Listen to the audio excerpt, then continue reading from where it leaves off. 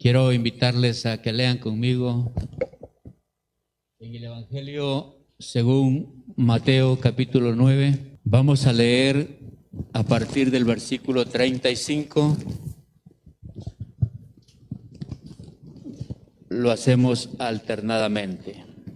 Mateo capítulo 9, desde el versículo 35. Amén.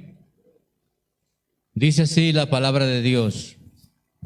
Recorría Jesús todas las ciudades y aldeas, enseñando en las sinagogas de ellos y predicando el evangelio del reino y sanando toda enfermedad y toda dolencia en el pueblo.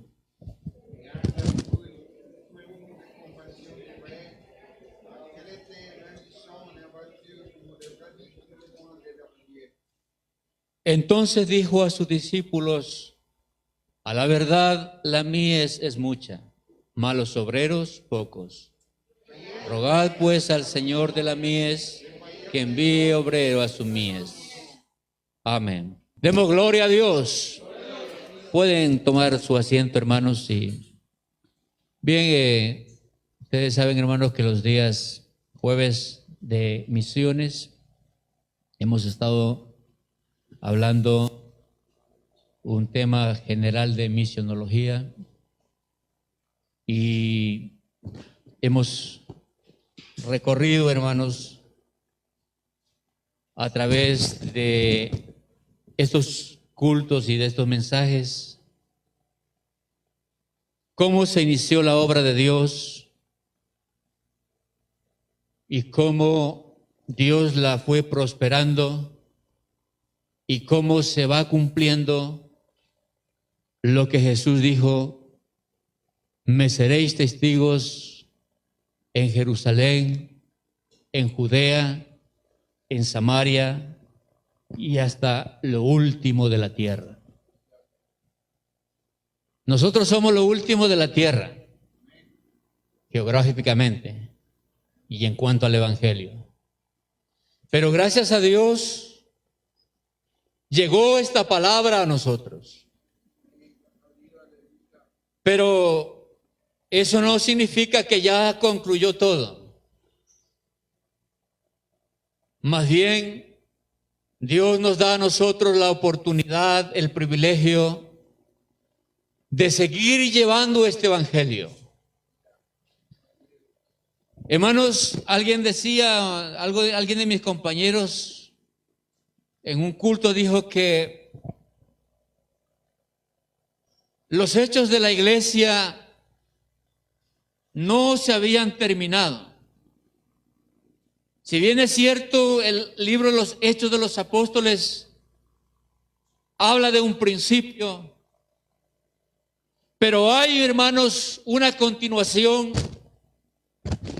que, aunque no se encuentra registrada en un libro, está en la memoria de Dios y en el corazón de la iglesia. ¿Por qué, hermano? Porque aunque no hayamos tenido la oportunidad o tal vez el mandato de escribir lo que la iglesia paso a paso va haciendo, lo más importante es darnos cuenta que el Dios que comenzó, hermano, con la obra en Jerusalén y siguió por Samaria y Judea, ha llegado y está llegando hasta los confines de la tierra. Y hemos visto, hermanos, en estos cultos que hubieron antiguamente dos centros principales de predicación. El primero, uno de ellos en Israel, y su centro fue Jerusalén, y el otro en Antioquía. Son dos lugares que registra el libro de los Hechos, donde la iglesia, o desde donde la iglesia formó discípulos, oró para que Dios llame y envíe, y desde allí, hermanos, la obra de Dios siguió creciendo. Jesús dijo, hermanos, y lo que él dijo se cumplió. Aquí leímos que el Señor dijo, la mies es mucha, los obreros son pocos. Rogad es lo mismo que orar. Orad al dueño de la mies para que envíe obreros a su mies. Hermano, y el Señor Jesús llamó a estos hombres, y entonces el tema que vamos a mirar en esta hora es la importancia de la oración en las misiones. Porque es importante, hermano, que la iglesia no cesemos de orar, de clamar a Dios, hermano. Primero para que envíe obreros y luego para que esos obreros, hermano, hagan lo que el Señor les encomendó hacer. Ahora yo sé, hermano, que yo nada nuevo les estoy diciendo, porque sabemos que es nuestro deber orar por la obra del Señor. Y nosotros oramos siempre, pero oramos en una forma general. No, yo sé que en todo culto, ¿verdad? Oramos por la obra del Señor. Son dos oraciones que nunca faltan en ningún culto. La obra y las peticiones. Pero, hermano, yo mirando esta enseñanza me daba cuenta que nosotros lo hacemos muy a la ligera. Y cuando alguien dice oremos por la obra del Señor, decimos, Señor, bendice tu obra aquí, allá, allá, al misionero y a los pastores, amén. ¿No? Como una hermana que decían que no comía que no oraba antes de comer. Entonces le preguntaron que por qué ella no oraba. Y ella dijo, porque yo oro en el mercado. ¿No? O sea, ella hacía las compras y ahí oraba en el mercado, decía, y así me evito orar cada vez que voy a comer. ¿No? Entonces parece que nosotros a veces con la oración o con las oraciones hacemos lo mismo, o sea, una sola ya. Pero en esta noche yo quiero que miremos algunos versículos en los cuales Pablo, en cada una de las cartas que escribe a las diferentes iglesias, a cada una los llama a orar, pero a cada uno por diferente situación, toda referente a la obra del Señor.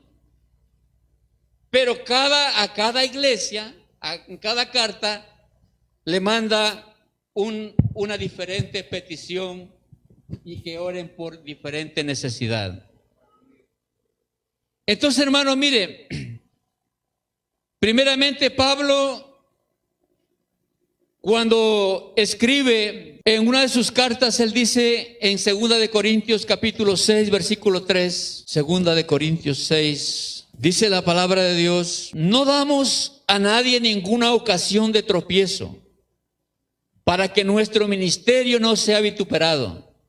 Antes bien, nos recomendamos en todo como ministros de Dios, en mucha paciencia, en tribulaciones, en necesidades, en angustias, en azotes, en cárceles, en tumultos, en trabajos, en desvelos, en ayunos, en pureza, en ciencia, en longanimidad, en bondad, en el Espíritu Santo, en amor sincero, en palabra de verdad, en poder de Dios, con armas de justicia a diestra y a siniestra, por honra y por deshonra, por mala fama y por buena fama, como engañadores, pero veraces, como desconocidos, pero bien conocidos, como moribundos, mas he aquí vivimos,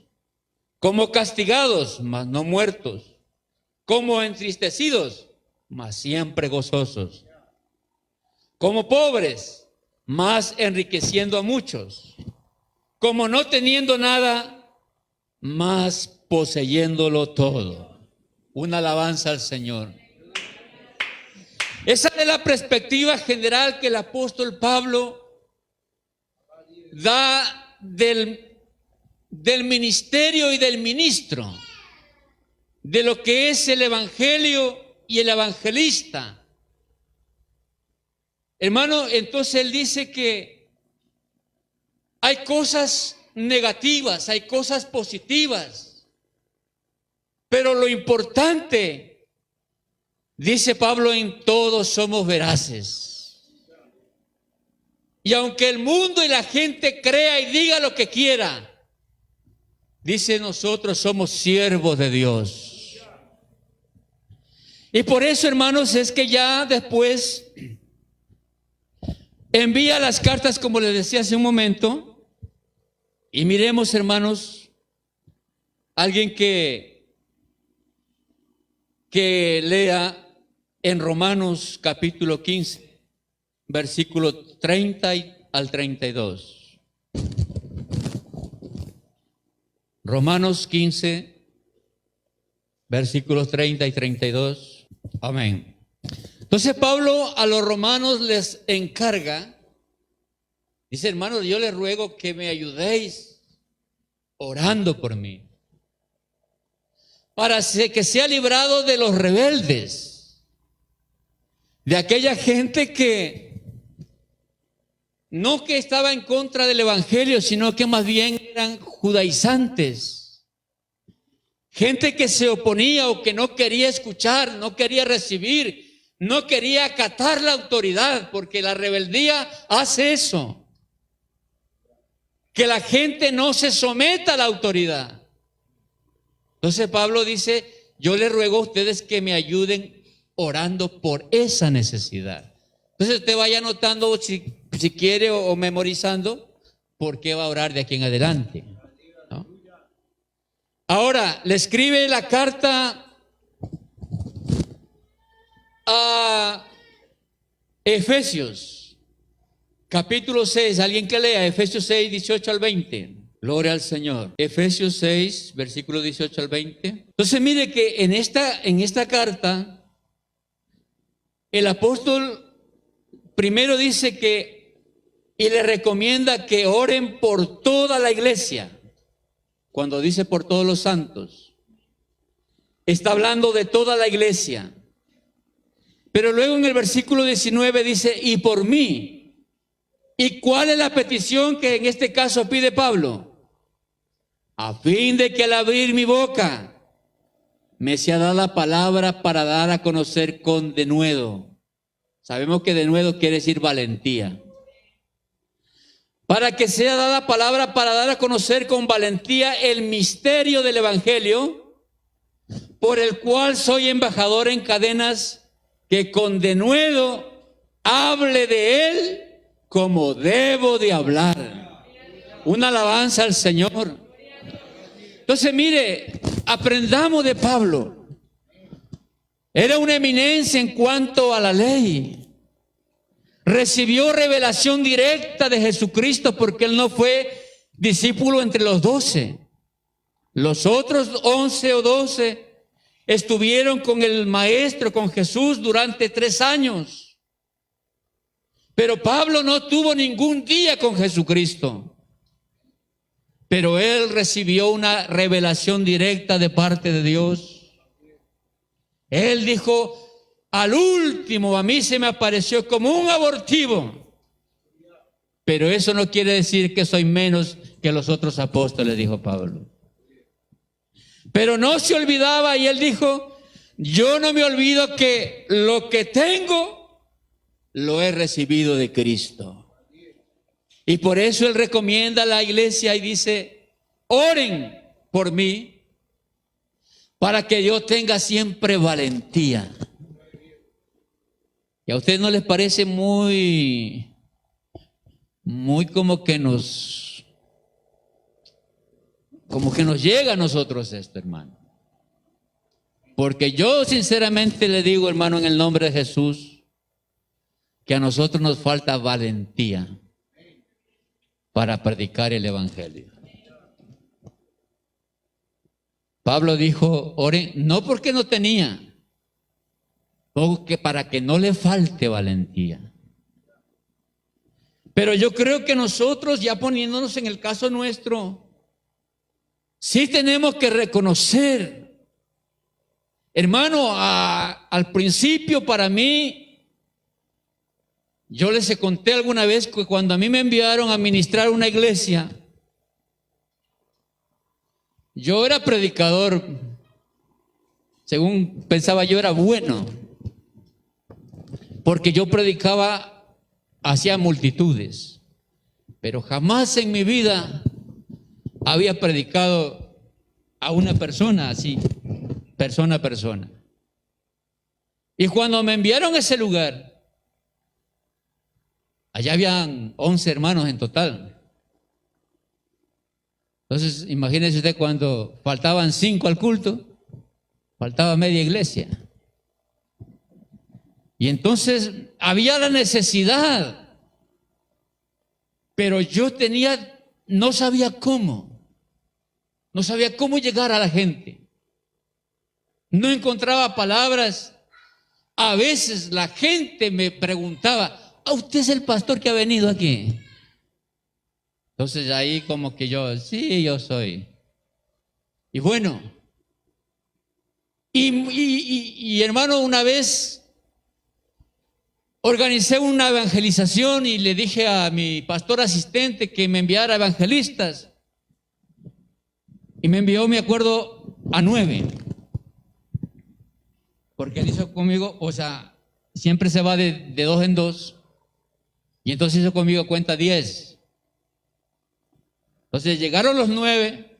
Aquí nos envió el pastor, listo. Entonces yo los miré a todos y me escogí el más grande para que vaya conmigo. Que por si acaso alguien me quiera pegar. Y fuimos, y yo me fui con el hermano y entonces yo le digo, hermano, a la primera casa que entremos usted hable primero. Y como yo era el jefe, entonces decía, amén, me quedaba mirando y decía, amén, hermano. Pero yo quería aprender. Entonces ya él habló, después entramos a otra casa y así el mediodía, y ya le dije yo, ya hermano, ya creo que es suficiente, ya volvámonos. Y había una casa que se la veía así como unos 200 metros. Me dijo, hermano, ¿y por qué no vamos a esa casa de allá y de ahí nos regresamos? Y yo le dije, hermano, es que yo sé que la gente que vive ahí son de Loja. Y los lojanos son muy incrédulos. Y porque tienen a la Virgen no sé si la del Cisne o del Quinche. Del Quinche. Bueno, sí, de Quinche es la sierra, creo. Del Cisne. Le digo, hermano, esa gente yo sé que son lojanos. Y el hermano me miró y se rió y me dijo, hermano, yo soy lojano. Hermano, y me dio una vergüenza. Y el Señor me rescató. Y entonces le dije, hermano, pues no me quedaba más otra que decirle, entonces vamos, hermano. Llegamos allá, una pareja de un matrimonio, ya tendrían en ese tiempo ellos unos 50 años por lo menos, los dos. Y comencé a hablarle del Señor. Y cuando de pronto veo que la señora comienza a llorar, hermano, a mí me entró una emoción tan grande que yo seguía y seguía y seguía. Y de pronto ella dijo, ¿y qué tengo que hacer para entregar mi vida a Cristo? Es sencillo, le digo, vamos a orar y entréguele su vida a Cristo. Y el esposo dijo, yo también quiero entregar mi vida a Cristo. Hermano, fue para mí una cosa tan especial. de saber, hermanos, que nosotros a veces no entendemos ni sabemos lo que tenemos. La Biblia dice que no nos ha dado Dios espíritu de cobardía. Nos ha dado poder. Recibiréis poder cuando haya venido sobre vosotros el Espíritu Santo. Pero a veces, hermano, ¿qué es lo que pasa con nosotros? Pregúntese usted, hermano. Si usted siente temor, si usted siente miedo para hablar o para hablar, y a veces sacamos miles de excusas para no ir, para no acompañar. Hermano, pero la Biblia dice, y usted, si usted tiene el Espíritu Santo, entonces tenemos todo. Porque el Espíritu Santo es el motor. Hermano, y Pablo dice, yo quiero que ustedes oren por mí para que siempre yo hable con denuedo. Una alabanza al Señor.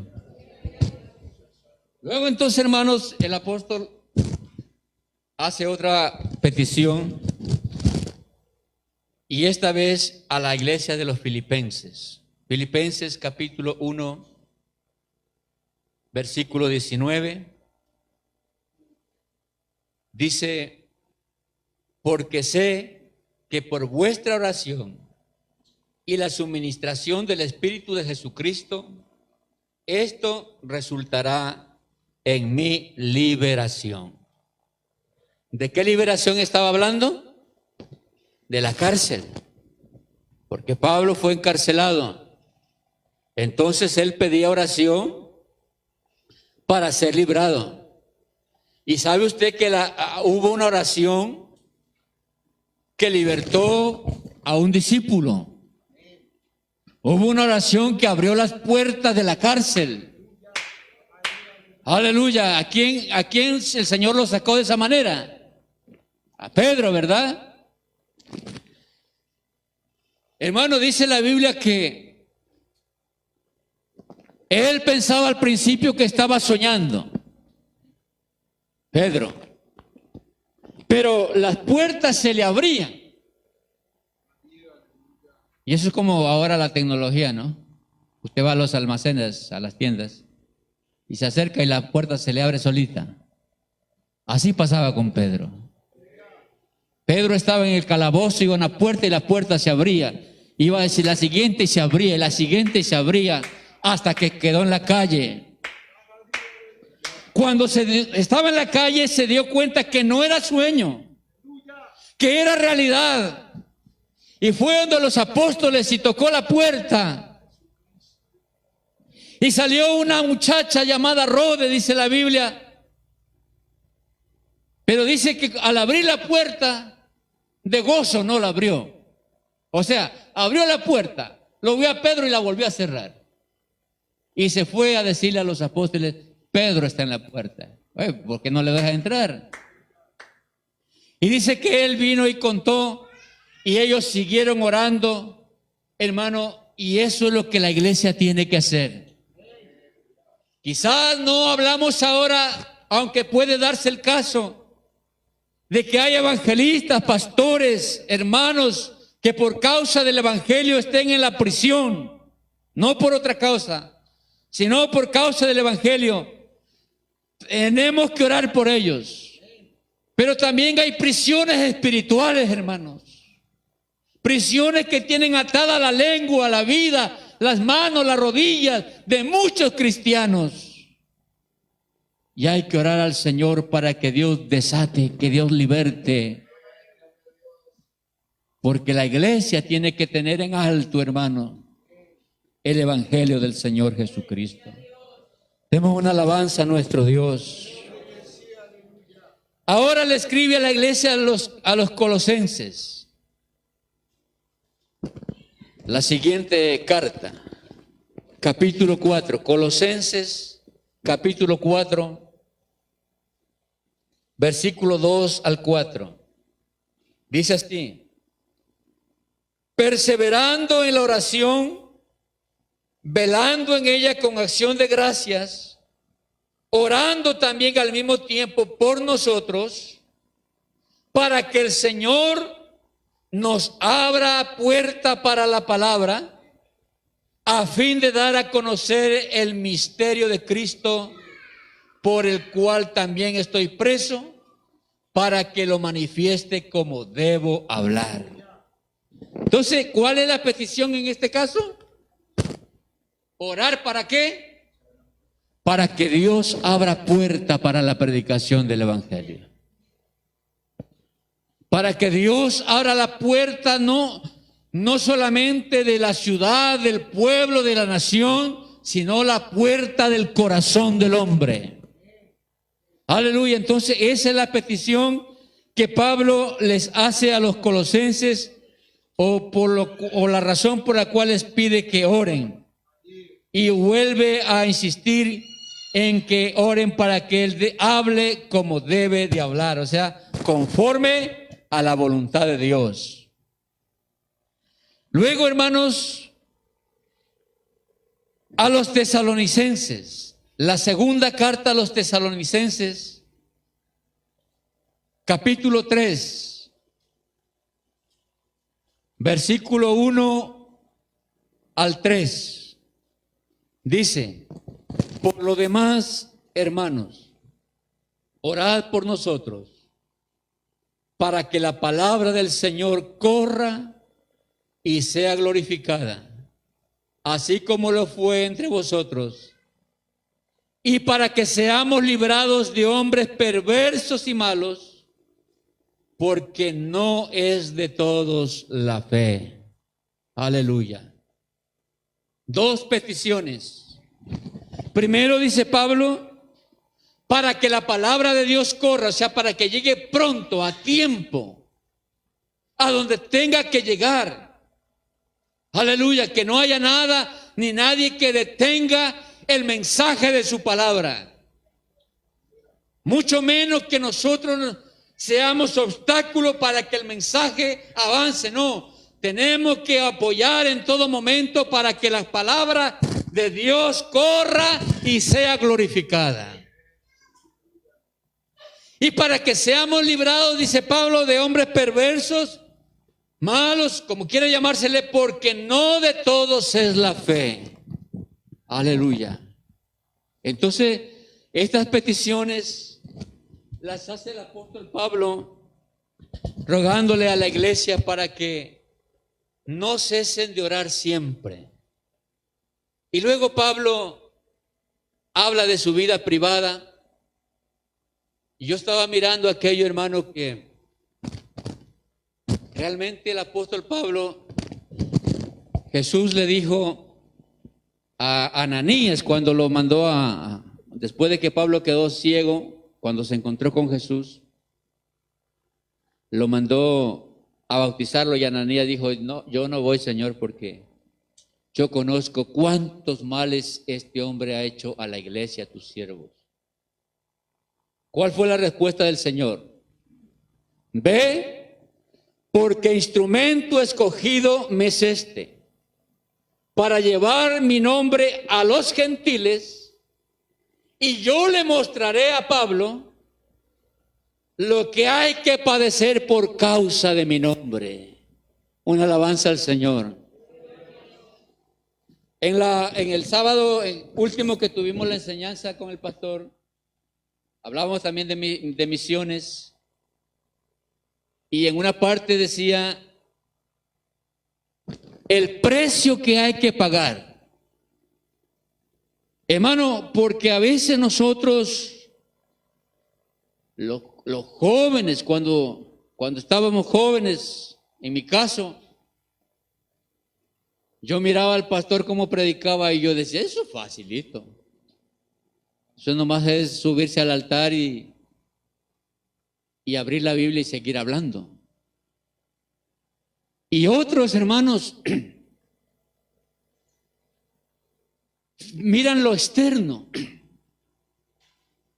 Miran porque dice el pastor, se viste bien, come bien, ¿no? Tiene un coche, tiene una casa. tiene esto, tiene aquello. Entonces la mentalidad de algunos es: yo también quiero ser pastor. Y alguna vez un hermano que daba unas enseñanzas de Colombia, un pastor, decía que una hermana le llevó al hijo joven al pastor y le dijo: vea, hermano, aquí le traigo a este muchacho que no quiere ni trabajar ni estudiar. Yo creo que para pastor está bueno, ¿no? Que la gente piensa que ser pastor es cosa buena, entre comillas, ¿no? Entonces, que nadie de nosotros aquí se engañe. El que anhela obispado, dijo Pablo, buena obra desea. Pero es necesario, y ahí comienza a dar los requisitos. Es necesario que el que anhela servirle al Señor tenga claro por qué quiere hacerlo. No es para vivir bien, no es para pasarlo bien. No es para aquello. Hermano, créalo que ser pastor es una carga muy grande. Es una carga muy grande. Yo le escuchaba al pastor el sábado decir que por razones obvias aquí en Suiza, los pastores se sienten como obligados a trabajar materialmente para poder seguir. Pero yo pienso, no solamente ahora, toda la vida he pensado, hermano, que para que un hombre, para que un siervo de Dios pueda ejercer su ministerio 100%, no debe trabajar en lo material. Porque no cree usted, hermano, que es fácil venir acá el domingo y hablar. A veces, hermano, no sé, a mí me pasaba, ¿no? Que yo me demoraba hasta 3 días, 4 días organizando un mensaje para la dominical predicar 40 minutos, ¿no? Y siempre hay que estar estudiando y siempre, bueno, eso es lo bueno también, ¿no? Porque al pastor viene la gente y le pregunta. A mí me preguntaban de todo, hermano. Hermano, ¿por qué cuando decimos gloria a Dios levantamos la mano? ¿Por qué para orar cerramos los ojos? Desde esas preguntas hasta a las que nunca las había escuchado ni había leído en la Biblia. Y entonces, ¿qué hay que hacer? Uno no puede decirle, no sé, hermano. Ahora yo no sé, fallando el pastor. Para nosotros es fácil eso, ¿no? No sé, hermano, usted dígale al pastor, a ver. Pero allá no tenía yo a quien decirle, dígale al pastor. Entonces había que estudiar. Y hay que estudiar, y hay que estudiar. Y la mente, hermano, se agota. El esfuerzo es mucho. Hermano, pero a eso los ha llamado el Señor. Y la Biblia dice, hermano, que la iglesia tiene que orar para que los siervos de Dios trabajen con alegría, no quejándose. Lo hagan con alegría, sabiendo que le están sirviendo al Rey de Reyes, al Señor de los Señores, y que de Él vendrá la recompensa. Pero entonces Pablo, hermano, le decía yo, habla de su vida privada, de todo lo que él pasó. Se cumplió lo que Jesús le dijo a su discípulo, que él le iba a mostrar cuánto le era necesario padecer por causa de su nombre. Segunda de Corintios, capítulo 11.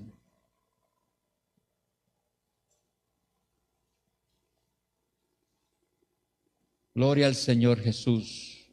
Segunda de Corintios 11, desde el 23.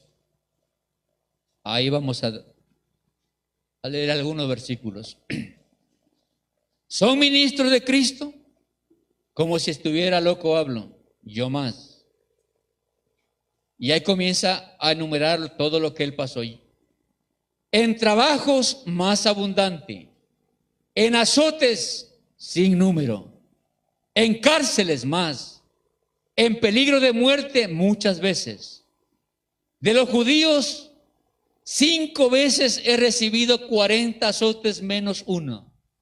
Bueno, la ley decía que no se podía dar más de 40 azotes.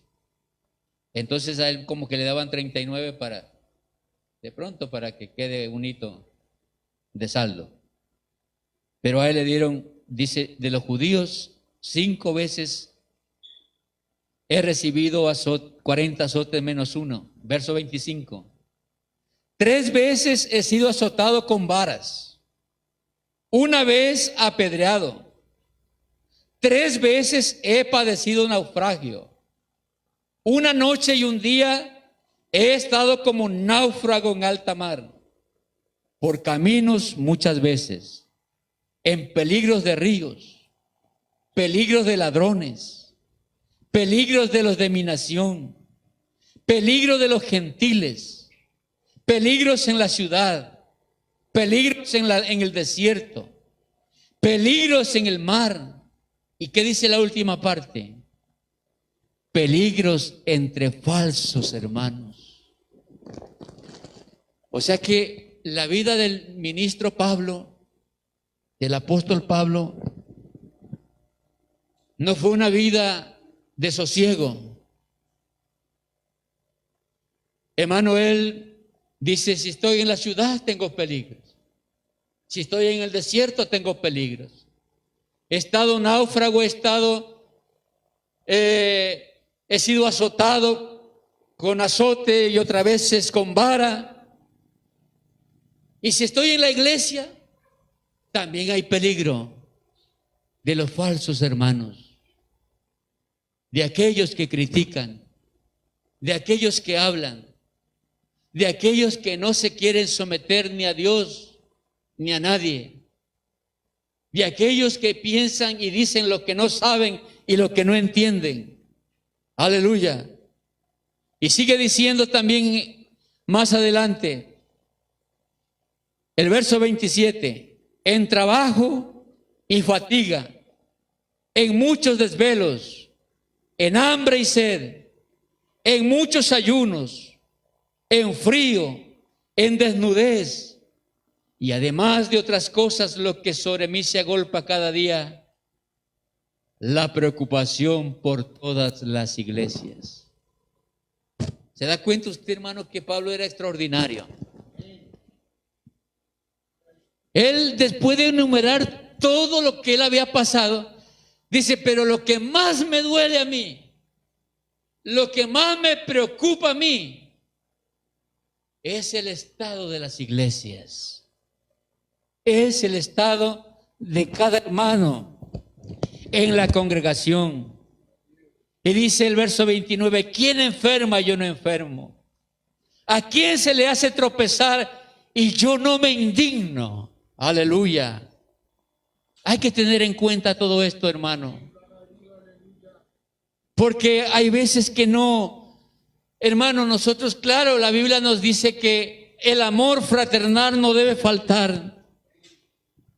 Pero cuando a mí me tocan a alguien de mi familia, de mis hijos, a mí me duele, a mí me irrita, a mí me fastidia. Y Pablo dijo, aleluya, ¿quién no enferma? Yo no enfermo. Pablo se ponía en la piel de cada persona. ¿A quién no le hacen tropezar y yo no me indigno? Aleluya. Jesús también dijo fuertemente sobre este tema.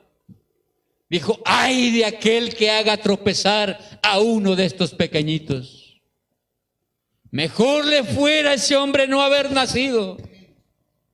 O mejor fuera que se ate una piedra de molino al cuello y se echa a lo profundo del mar. Ay de aquel que haga tropezar a uno de los hijos de Dios.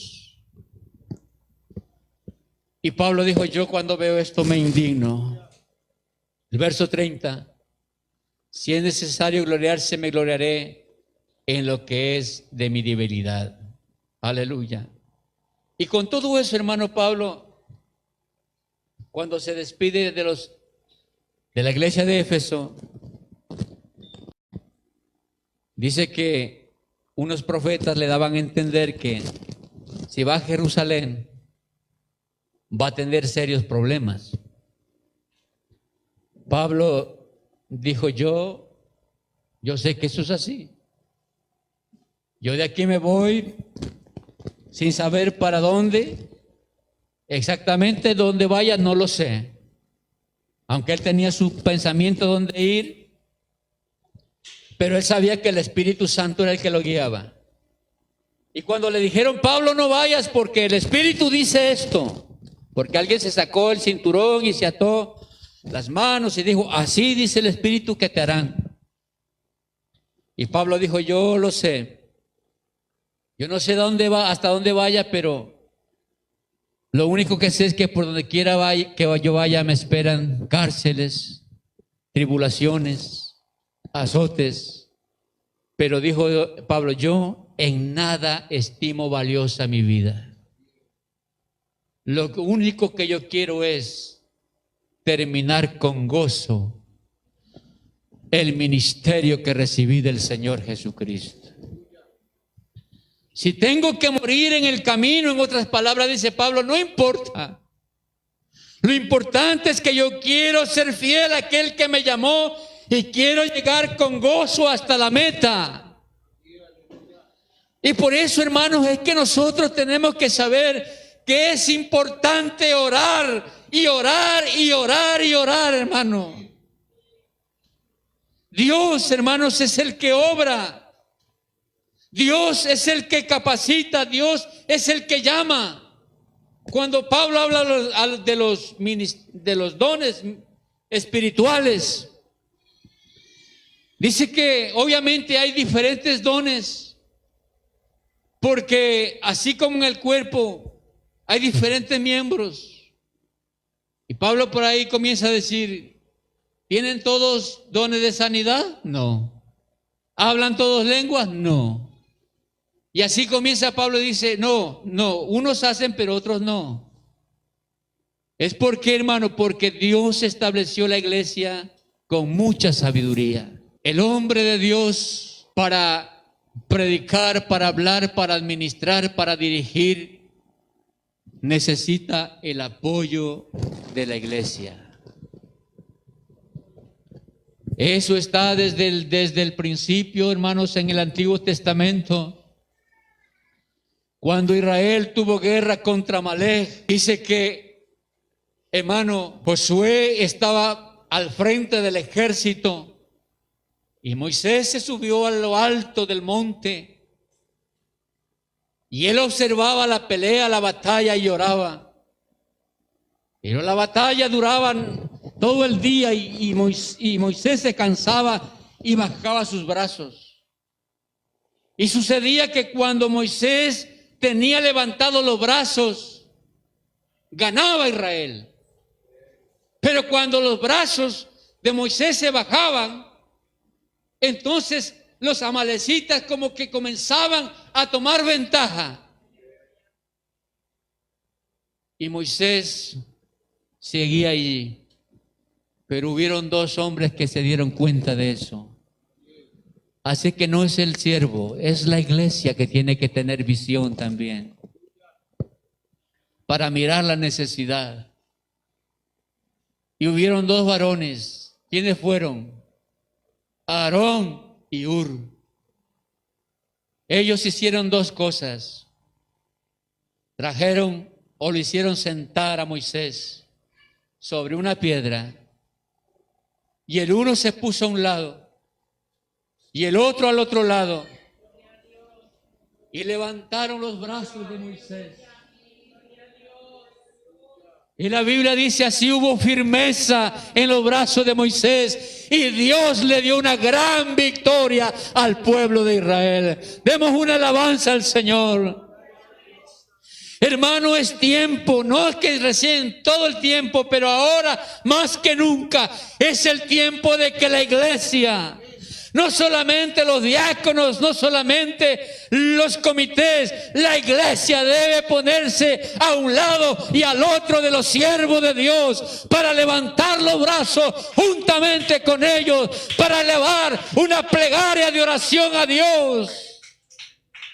Porque cuando se predica el evangelio, porque cuando la iglesia prospera, el enemigo ataca, hermano. Cuando la iglesia tiene bendición, cuando en la iglesia hay sanidad, cuando en la iglesia hay bautismo del Espíritu Santo, como lo ha habido en estos días.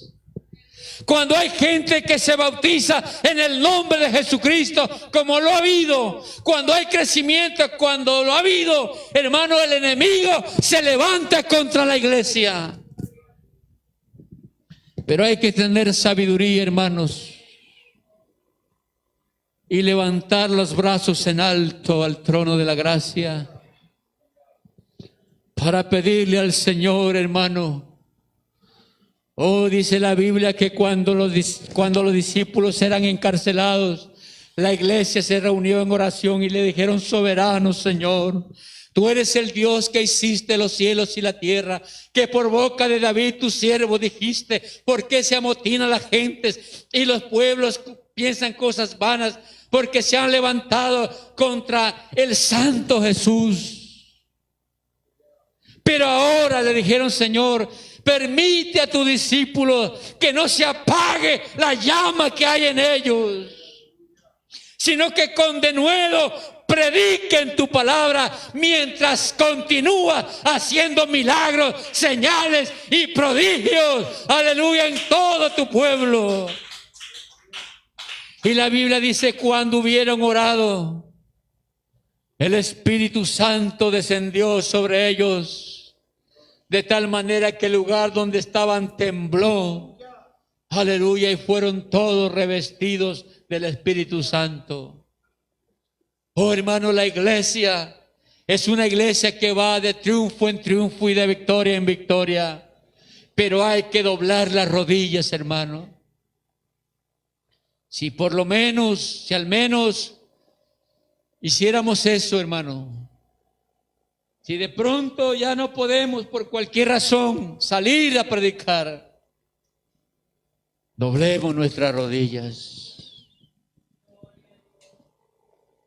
Hermano, es bueno confiar en el Señor. Yo quiero terminar con un testimonio, hermano. En una ocasión llegó a la iglesia una señora anciana un jueves por la noche, y en el culto después me dice: me han dicho que hable con usted porque dicen que los pastores sanan a los enfermos. Entonces yo le dije que no era así, y ella pues como que se decepcionó. Yo le expliqué cómo era el asunto. Dijo: bueno, eso es lo que quiero. Sea como sea, pero quiero que usted vaya y ore por mi esposo, porque él tiene una enfermedad que no sabemos qué es. Porque lo hemos llevado pues en ese tiempo Quito, Guayaquil, las mejores clínicas, y es que el problema es que no le sale ninguna enfermedad. Lo hemos llevado donde los brujos, y claro, los brujos dicen que le han hecho mal y que va a morir.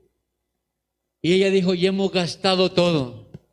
Teníamos fincas, teníamos ganado, teníamos la casa donde vivimos, y hemos vendido, lo único que tenemos es la casa. Hemos vendido los muebles, hemos vendido la refrigeradora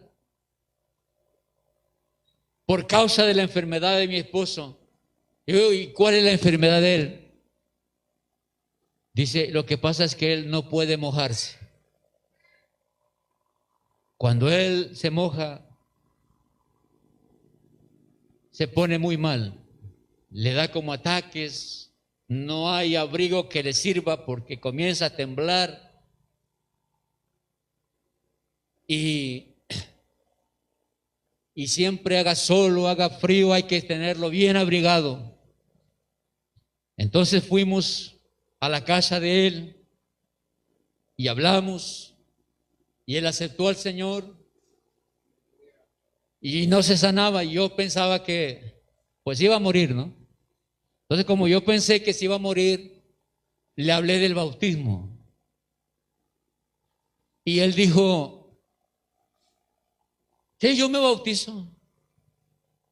Si después de bautizarme me muero, pues no importa, porque yo ya soy salvo. Entonces ya fijamos una fecha. Y yo después de un mes, aquí mismo vengo allá en Ecuador, al menos, usted sabe que se hace una piedra de la que se dice lavar, ¿no? Un tanquecito de cemento donde se apila el agua. Aquí lo metemos. Y faltando 8 días para el bautismo, fuimos al culto y estaban 2 jóvenes, bueno, ya hombres adultos, en la puerta. Y cuando se acabó el culto, se acercaron a mí y me dijeron, nos hemos enterado que usted lo va a bautizar a mi papá. Nosotros somos hijos de él. Y usted sabe muy bien que mi papá no puede tocar el agua. Y venimos a advertirle que si mi papá se muere, nosotros lo denunciamos. Y entonces, claro, yo me asusté. Yo le dije, no se preocupen, que no va a pasar nada. Pero ya me entró la duda, hermano.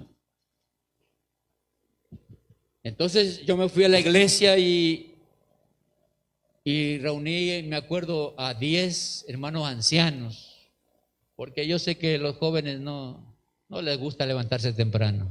O sea, habrá alguno que otro, ¿no? Dije, hermano, pasa esto, yo quiero que hagamos una cadena de oración todos estos días, porque ya la próxima semana lo bautizamos al anciano y esto pasa. Y entonces, pero claro, yo dije, para que el anciano no se muera. Esa era mi petición, que el anciano no se muera. Y llegó el día del bautismo y Marisa comenzó a calentar agua en una ollita pequeñita para mezclarla con el agua del tanque, para que se caliente el agua, ¿no? Pero imagínense, eran, no sé cuántos litros habían en ese tanque, que tenía, creo, 2 metros por 1 metro de ancho y largo y 1 metro de alto. Era imposible. Así es que, con todo, llegó el momento y fuimos al tanque y oramos. Y yo tenía, como quien dice, todo listo. A ver, la esposa y mi esposa y otras hermanas tengan cobijas, bastantes cobijas. Apenas el hombre sale del agua, lo arropamos. Pero entonces se metió él en el tanque y yo no cabía ahí por fuera. Y cuando salió del agua, lo primero que dijo fue, ¡gloria a Dios! Y comenzó a llorar y nosotros decíamos, ¿qué pasó? Es que he sentido que el Señor me sanó.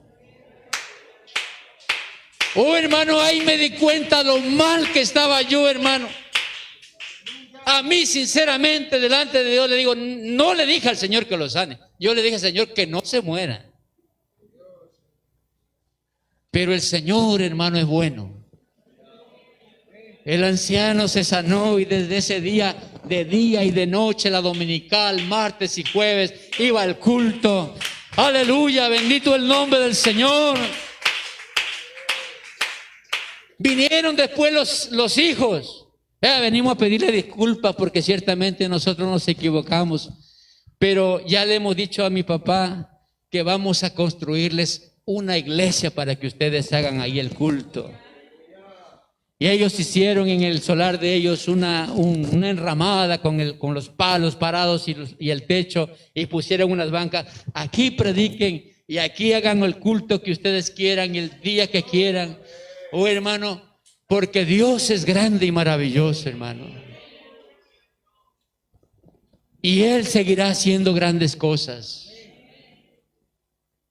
Hermanos, la iglesia tenemos que orar siempre para que el nombre de Jesucristo sea glorificado. Para que cuando vengan los obstáculos, hermano, salgamos victoriosos de aquello. Cuando vengan las pruebas, hermanos, no salgamos derrotados, no salgamos con temor. Hermanos, cada batalla tiene que ser una victoria para nosotros. Cada batalla tiene que ser un testimonio de la grandeza y el poder de Jesucristo. Si Dios permite algo mal, hermano, es para mostrarte que no estás solo, que Él está contigo como poderoso gigante. Aleluya. Jeremías se encontraba en un momento de angustia y de apuro. Y él dijo: y en cuanto a mí, yo dije, yo ya no voy a predicar más en su nombre.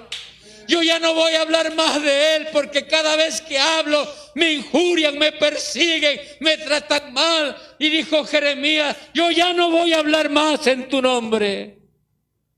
Pero luego dice: no obstante, a mí había en mi corazón una llama encendida. Había un fuego que yo no lo podía apagar. Yo quise soportarle, pero no pude, porque más fuerte eres tú. Y ahí termina diciendo, ahora yo concluyo diciendo: Jehová está conmigo como poderoso gigante. Los que me persiguen no prosperarán. Así que, hermano, oremos al Señor. Oremos por la iglesia. Oremos por el siervo, por los siervos de Dios. Oremos para que Dios envíe su poder de lo alto. Póngase de pie, mis hermanos.